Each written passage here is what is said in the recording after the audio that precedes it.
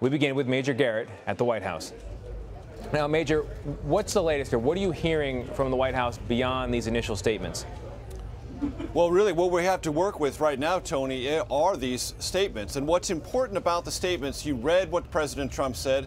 There is a similarly worded statement from the Attorney General, Jeff Sessions. But the main thrust of this administration's argument as to why Director James Comey, head of the FBI, can no longer effectively lead the Bureau was drafted by the Deputy Attorney General, Rod Rosenstein. Why is that important? Well, if you remember, as I'm sure many in our audience do, the Attorney General, Jeff Sessions, about a month ago or so, recused himself from all issues relating to the Russian investigation. So it was in the hands, it appears, of the Deputy Attorney General to make this case against the sitting FBI Director, now former FBI Director. And in these letters produced for the President, this long memoranda from Ron Rosenstein, it's all, Tony, about what Director Comey did and importantly did not do in 2016 in regards to one issue and one issue only. Hillary Clinton, that email server, and the FBI Director's decision not to pursue charges, number one,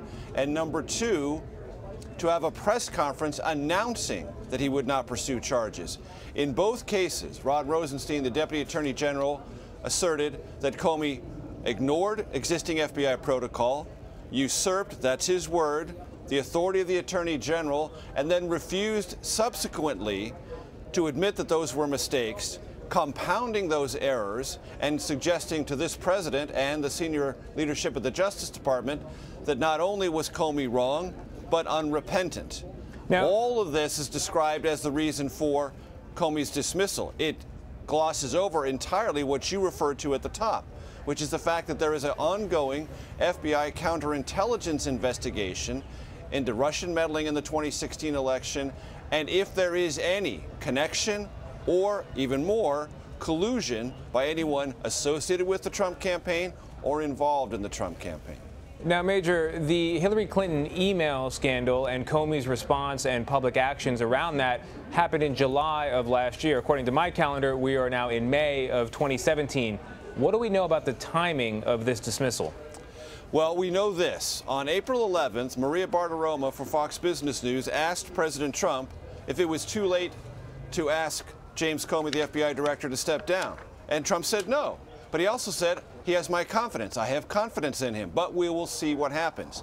That's the last time the President publicly told the country he had confidence in the FBI Director. Now we're less than a month, just about a month from that, and it's clear that there was an effort within the Justice Department to build a case against Comey, one the President put in motion today with his signature in his letter, and has now fired the FBI Director, raising, at least within some quarters of the Democratic Party on Capitol Hill, concerns about whether or not this decision has anything to do with 2016.